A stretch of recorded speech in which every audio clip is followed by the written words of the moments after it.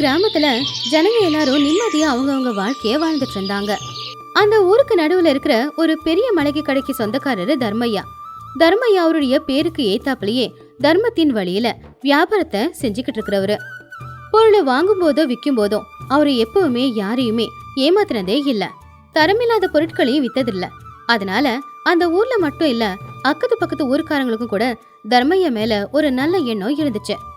இப்படி வாழ்க்கை பூரா நேர்மையான வழியில கஷ்டப்பட்டு உழைச்சி நிறைய சொத்துக்களையும் அதையும் தாண்டி ஊர்ல எல்லாருக்கிட்டையும் நல்ல பேரையும் அவரு சம்பாதிச்சிருந்தாரு.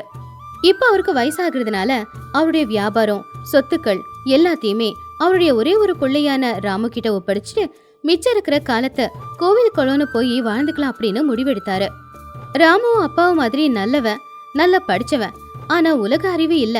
நல்லவங்க யாரு கெட்டவங்க யாருன்னு அவனால கண்டுபிடிக்க முடியல. ஒரு நாள் காலையில திண்ணையில உட்காந்துக்கிட்டு தர்மையா அவருடைய மனைவியான வசந்தா கிட்ட இந்த விஷயத்தை பத்தி பேசிக்கிட்டு இருந்தாரு. இங்க பாரு வசந்தா, நம்ம காலம் முடியிற நேரத்துக்கு வந்துடுச்சு.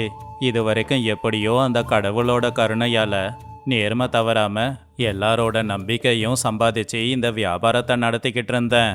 இதுக்கப்புறமும் நம்ம கடையோட பேரு கெட்டு போயிடக்கூடாது. நம்ம கடையோட பொறுப்பை நான் ராமு கிட்ட ஒப்படைக்கலான்னு நினைச்சுக்கிட்டு இருக்கேன்.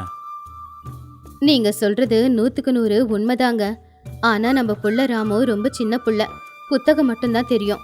இந்த வியாபாரத்துல இருக்கிற நுணுக்கங்களும் மனுஷங்களை பத்தியும் அவனுக்கு தெரியாதுல்ல.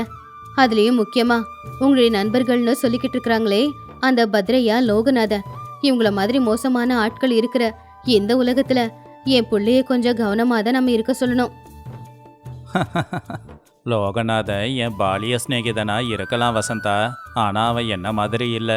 மற்றவங்க சொத்தை எப்படி திருடுறது அப்படின்னு யோசிக்கிற கெட்ட எண்ணம் கொண்டவன் அவன். எல்லார விடவும் அவன் வாழ்க்கை தான் அவனுக்கு முக்கியம்.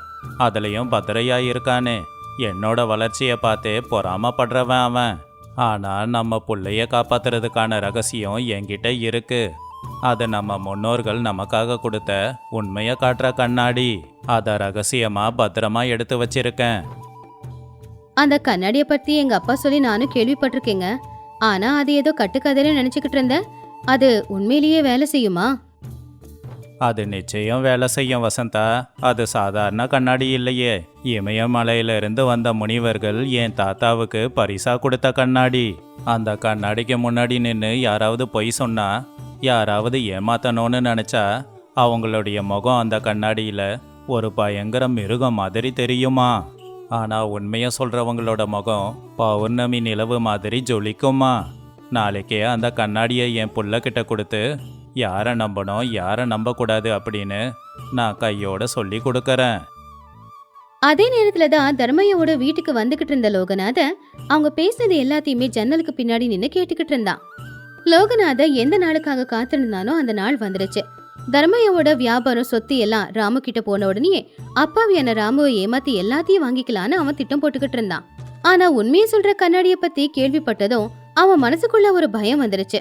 ஆனா எதுவும் தெரியாத மாதிரி அவன் தர்மையா முன்னாடி வந்து நின்னு, என்ன தர்மையா, காலையிலேயே புருஷனும் பொண்டாட்டியுமா உக்காந்து ஏதோ ரகசியம் பேசுறீங்களே, உன்னோட உயிர் நண்பங்கிட்ட கூட சொல்ல மாட்டியா என்ன?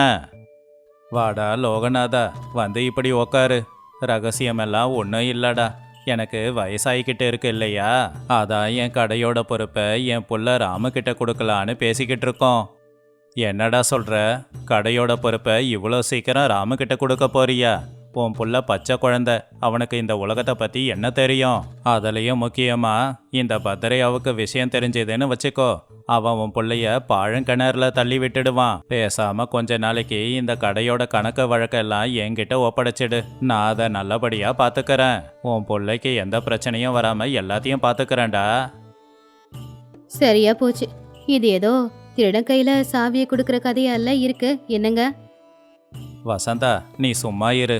லோகநாதா, உன் அறிவுரையெல்லாம் என் பிள்ளைக்கு தேவைப்படும் தான். ஆனா நீச்சல் கத்துக்கணும்னா தண்ணியில இறங்கணும்ல.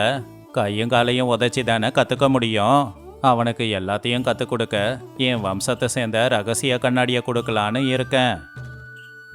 கண்ணாடியா? அந்த பழைய கண்ணாடியை வச்சு அவன் என்ன பண்ண போறான்? சந்தைக்கு கொண்டு போய் வித்தா அதுக்கு 10 ரூபாய் கூட கிடைக்காது. வியாபாரத்துக்கு கணக்கு முக்கியம். கண்ணாடியை வச்சு என்ன பண்றது?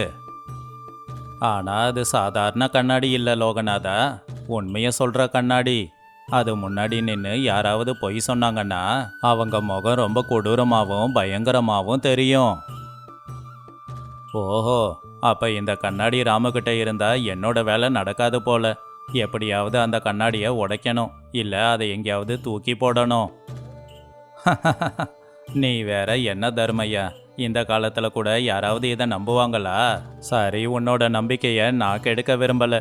எனக்கு நேரமாகுது, வேலை நிறைய இருக்கு, நான் வரேன் அப்படின்னு சொல்லி மெதுவா அங்கிருந்து கிளம்பிட்டான். அடுத்த நாள் காலையில தர்மையா அவருடைய புள்ளையான ராமுவ பூஜை அறைக்கு வர சொன்னாரு. ஒரு பட்டு துணியில சுத்தி வச்சிருந்த அழகான ரத்தினக்கல் பதிஞ்சிருந்த ஒரு கண்ணாடியை எடுத்து ராமு கிட்ட கொடுத்து, இங்க பாருப்பா, இன்னையிலிருந்து நம்ம வியாபாரத்தோட பொறுப்பை நான் உன்கிட்ட ஒப்படைக்கிறேன். வியாபாரம் பண்றது ஒன்றும் சாதாரண விஷயம் இல்ல.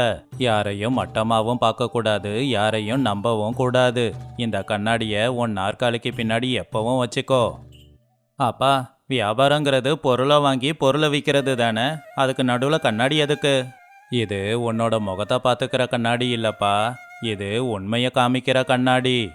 யாராவது உன்கிட்ட வியாபாரத்தில் ஏமாத்தணும்னு நினைக்கிறாங்கன்னு வச்சுக்கோ, அவங்கள இந்த கண்ணாடி முன்னாடி நின்று பேச வையி. அவங்க மனசுக்குள்ள எதுவும் கெட்ட எண்ணம் இல்லைன்னு வச்சுக்கோ, அவங்க முகம் இதில் நிலா மாதிரி ஜொலிக்கும். கெட்ட எண்ணத்தோட இருந்தாங்கன்னா அவங்க முகம் கொடூரமா தெரியும். அதை கேட்டு ராமு அப்பாவோட காலில் விழுந்த ஆசீர்வாதத்தை வாங்கிட்டு கடைக்கு கிளம்புனான். அந்த கண்ணாடிய அவன் கல்லாப்பெட்டி வச்சிருந்த இடத்துல வச்சான். இப்படியே கொஞ்ச நாள் வியாபாரம் நல்லபடியா நடந்துச்சு. தர்மையாவோட வியாபாரம் அவனுடைய பிள்ளையான ராமு கிட்ட போச்சுன்னு தெரிஞ்சுக்கிட்ட பத்ரையா ஒரு திட்டத்தை போட ஆரம்பிச்சான். ஒரு நாள் காலையிலேயே அவனுடைய வண்டியில சில பொருட்களை எடுத்து போட்டுக்கிட்டு அவன் ராமுவோட கடைக்கிட்ட வந்தான். என்னப்பா ராமு, உங்க அப்பா கடையோட பொறுப்பை உன்கிட்ட ஒப்படைச்சிட்டு நிம்மதியா வீட்டில் ஓய்வெடுக்கிறான் போலையே. சரி சரி, நான் காஷ்மீர்ல இருந்து குங்குமப்பூவும் ஏலக்காவும் கொண்டு வந்திருக்கேன். உங்க அப்பா பேர்ல இருக்கிற மரியாதையில கம்மி விலைக்கு தான் கொடுக்கறேன். உடனே ராமு அந்த குங்குமப்பூவை கையில எடுத்து பார்த்தான். அது சிகப்பு வண்ணத்துல பளபளன்னு ஜொலிச்சது. அவனுக்கு ஆசையா தான் இருந்துச்சு. ஆனாலும் அப்பா சொன்னதை மீற முடியாது இல்லையா? அதனால அந்த மந்திர கண்ணாடி முன்னாடி அவங்கள நின்னு பேச சொன்னான். சந்தோஷங்க ஐயா, இந்த பொருள் நல்லா இருக்கு, நான் இதை வாங்கிக்கிறேன். ஆனா ஒரு தடவை இந்த கண்ணாடி முன்னாடி நின்று இது கலப்படமே இல்லாத பொருள்னு சொல்லுங்களேன். என்னடா, என்னையே அவமானப்படுத்த பார்க்குறியா? நான் எதுக்காக கண்ணாடி முன்னாடி நின்று சொல்லணும்? இது எங்க வியாபார வழக்கம், தயவு செஞ்சு நின்று சொல்லுங்களேன். அப்போ வேற வழி இல்லாம பத்ரையா அந்த கண்ணாடி முன்னாடி நின்னு, நான் கொண்டு வந்த பொருள் எல்லாமே சுத்தம் தரமானது அப்படின்னு சொன்ன உடனே அந்த கண்ணாடியில அவனுடைய முகம் கருப்பா ரொம்ப பயங்கரமா விகாரமா தெரிஞ்சது. அதை பார்த்ததுமே ராமுவுக்கு புரிஞ்சு போச்சு இது தப்புன்னு. இங்க பாருங்க ஐயா, இது காஷ்மீர் குங்குமப்பூ இல்ல, சாயம் போட்ட சோள நாருன்னு தெரியுது. தயவு செஞ்சு இங்கிருந்து போயிடுங்க, இல்ல பெரிய மனுஷங்களை கூப்பிட்டு விஷயத்த சொல்லுவேன். அதை கேட்டதுமே அவமான பாரத்தோட பத்ரையா தலை குனிஞ்சுக்கிட்டு அவன் கொண்டு வந்த பொருட்களை எல்லாம் எடுத்துக்கிட்டு போயிட்டான். இந்த விஷயம் ஊர் முழுக்க பரவுச்சு. இதை கேள்விப்பட்ட லோகநாதனும் பயப்பட ஆரம்பிச்சான். பத்ரையாவை அவன்கிட்ட தோத்து போயிட்டான், நான் நேரா போனா செல்லுபடி ஆகாதுன்னு சொல்லி ஒரு வெளிநாட்டு வியாபாரிய அவனுடைய ஆளா தயார் பண்ணி அவனு ராமுவோட கடைக்கு அனுப்புனான். வணக்கங்க ஐயா, நான் பக்கத்து ஒரு வியாபாரி. காட்டு வழியில வரும்போது கொள்ளக்காரங்க என்கிட்ட இருந்ததெல்லாம் திருடிட்டாங்க. என்கிட்ட இந்த வைரம் மட்டும்தான் இருக்கு. எனக்கு இப்ப பணம் தேவைப்படுது. அதனால தான் 10,000 ரூபாய் மதிப்புள்ள இந்த வைரத்தை 1000 ரூபாய்க்கு உங்ககிட்ட கொடுக்கறேன். அதை கேட்டதும் ராமு அந்த ஜொலிக்கிற கல்ல பார்த்து ரொம்பவும் ஆசைப்பட்டான். உடனே கண்ணாடி ஞாபகத்துக்கு வந்து அந்த வியாபாரிய கண்ணாடி முன்னாடி நின்று அவன் கொண்டு வந்த பொருளோட தரத்தை சொல்ல சொன்னான். அவன் சொன்ன உடனே கண்ணாடியில அவனுடைய முகம் கருப்பா ரொம்ப பயங்கரமா ரொம்ப விகாரமா மாறுச்சு. என்னை ஏமாத்த நினைக்காத, இது வைரம் இல்ல, வெறும் கண்ணாடி கல்லு. உண்மைய சொல்லு, யாரு உன்னை இங்க அனுப்புனது? அப்ப அந்த வியாபாரி பயத்துல நடுங்கிக்கிட்டே, என்ன மன்னிச்சிடுங்க, லோகநாத ஐயா தான் எனக்கு 1000 ரூபாய் வரும் அப்படின்னு ஆசை காட்டி இந்த மாதிரி உங்களை ஏமாத்த சொன்னாருன்ற உண்மையே சொன்னான். அப்பதான் ராமுவுக்கு லோகநாத யாரு அப்படிங்கிறது தெரிய வந்துச்சு. ஆனா லோகநாத அந்த மாதிரி திட்டங்களை அப்போ கைவிடல. கடைக்கு வெளியில இருந்து வரவங்கள தானே அந்த கண்ணாடி அவங்க தப்பானவங்கன்னு சொல்லும், கடைக்கு உள்ளேயே இருக்கிறவங்கள அந்த கண்ணாடி தப்பானவங்கன்னு சொல்லாது இல்லையா? தர்மையாவோட கடையில மல்லிகா அப்படிங்கிற ஒரு ஏழை வீட்டு பொண்ணு பல வருஷமா நம்பிக்கையா வேலை பார்த்துக்கிட்டு இருந்தா. அவ மேல தர்மையாவுக்கும் ராமுவுக்கும் ஒரு நல்ல கௌரவம் இருந்துச்சு. ஒரு நாள் சாயந்தர நேரம் கொஞ்ச நேரம் கடையில ஆட்கள் இல்லாத நேரமா பார்த்து லோகநாதன் வந்து கல்லாவுல இருக்கிற 1000 ரூபாய் பணத்தை எடுத்து மல்லிகாவோட பையில வச்சான். கொஞ்ச நேரத்துல கல்லா பெட்டியில பணத்தை காணோம் அப்படின்னு லோகநாத சத்தமா கத்த ஆரம்பிச்சான். அப்ப ராமு எல்லாரையுமே வர சொன்னான். எல்லாருடைய பையில தேடும்போது மல்லிகாவோட பையில அந்த பணம் கிடைச்சது. மல்லிகா கண்ணுல கண்ணீரோட நான் எந்த தப்பு பண்ணலங்கய்யா, என்ன நம்புங்க அப்படின்னு கதறினா. பாத்தியா ராமு, பாம்புக்கு பால் ஊற்றி வளர்த்தாலும் கடைசியில் அது தன்னோட குணத்தை காட்ட தான் செய்யும். ஒரு நிமிஷம் இருங்க, மல்லிகாவை பற்றி எனக்கு நல்லா தெரியும். உண்மை என்னன்னு இப்போ இந்த கண்ணாடி சொல்லும். மல்லிகா, இந்த கண்ணாடி முன்னாடி வந்து நீ உண்மையை சொல்லு அப்படின்னு சொன்னதும் மல்லிகா கண்ணுல கண்ணீரோட அந்த கண்ணாடி முன்னாடி போய் நின்னா. நான் 1 ரூபாய கூட திருடல அப்படின்னு அவ அந்த கண்ணாடி முன்னாடி நின்னு சொன்னா. அப்ப அந்த கண்ணாடி அவளை ரொம்ப அழகா காட்டுச்சு, விகரமா காட்டவே இல்ல. மல்லிகா அந்த கண்ணாடியில ஒரு தேவதை மாதிரி பார்க்க ரொம்ப அழகா இருந்தா. அது பார்த்ததுமே தெரிஞ்சு போச்சு மல்லிகா மேல எந்த தப்பும் இல்லைங்கிறது. போட்ட திட்டம் எல்லாமே சரியா நடக்காததுனால லோகநாத பத்ரையா 2 பேருமே கை கோர்த்தாங்க. அந்த கண்ணாடியை அழிச்சாதான் நாம வாழ முடியும் அப்படின்னு முடிவு பண்ணி அந்த கண்ணாடிய பத்தி புகார் கொடுக்கறதுக்காக நேரா அந்த ஊரோட தலைவரான சோமையாவை பார்க்க போனாங்க. ஐயா சோமையா ஐயா, நம்ம தர்மையாவோட வீட்டில் செய்வன வச்ச கண்ணாடி ஒன்று இருக்கு. அந்த கண்ணாடியை குறுக்கில் வச்சுக்கிட்டு அவரோட புள்ள ராமு வர்ற வியாபாரிங்க எல்லாரையும் அவமானப்படுத்துறான். அந்த கண்ணாடியால் நம்ம ஊருக்கு ஏதோ கெடுதல் வரப்போகுதுன்னு தோணுது. ஆமாங்க ஐயா, அந்த கண்ணாடி மனுஷங்களை ரொம்ப பயங்கரமாக காட்டுது. அந்த கண்ணாடி நம்ம ஊருக்குள்ளே இருந்தால் நம்ம ஊருக்கே கெடுதலுங்க. தர்மையா மாதிரி ஒரு நல்லவன் வீட்டில் செய்வன வச்ச பொருளெல்லாம் இருக்க வாய்ப்பே இல்லை. சரி, நானே ஒரு தடவை நேரில் வந்து என்னன்னு பார்க்கறேன். அடுத்த நாள் அந்த ஊரோட தலைவரான சோமையா, அந்த ஊர் கோவில் பூசாரி, அப்புறம் பத்ரையா, லோகநாத, ஊஜனங்க எல்லாருமே தர்மையாவோட கடைக்கு வந்தாங்க. தர்மையா கிட்ட சோமையா, தர்மையா, உங்ககிட்ட இருக்கிற கண்ணாடியை பற்றி பத்ரையாவும் லோகநாதனும் புகார் கொடுத்துருக்காங்க. கொஞ்சம் அந்த கண்ணாடியை கொண்டு வா அப்படின்னு சொன்னதோ ராமு உள்ள போய் அந்த கண்ணாடியை கொண்டு வந்து வெளியில வச்சான். முதல்ல சோமையா அவருடைய முகத்தை போய் அந்த கண்ணாடியில பார்த்தாரு. அவரு மனசுல எந்த கெட்ட எண்ணமும் வச்சுக்காத ஒரு நல்ல மனுஷன். அந்த கண்ணாடியில அவருடைய முகம் கடவுள் மாதிரி அழகா தெரிஞ்சது. அதுக்கப்புறமா அவரு கண்ணாடி முன்னாடி நின்னு அவர் இந்த ஊரை எப்படி பாத்துக்கிறாரு அப்படிங்கறத சொன்னாரு. அப்படி சொன்ன உடனேயே அவருடைய முகத்துக்கு பின்னாடி ஒரு ஒளிவட்டமே வந்துச்சு. அதை பார்த்த உடனேயே அவரு ரொம்பவும் சந்தோஷப்பட்டாரு. ஆஹா, அருமை அருமை. தர்மையா, இது தெய்வீக பொருள். மனுஷனுக்குள்ள என்ன இருக்குன்னு இந்த கண்ணாடி காட்டுது.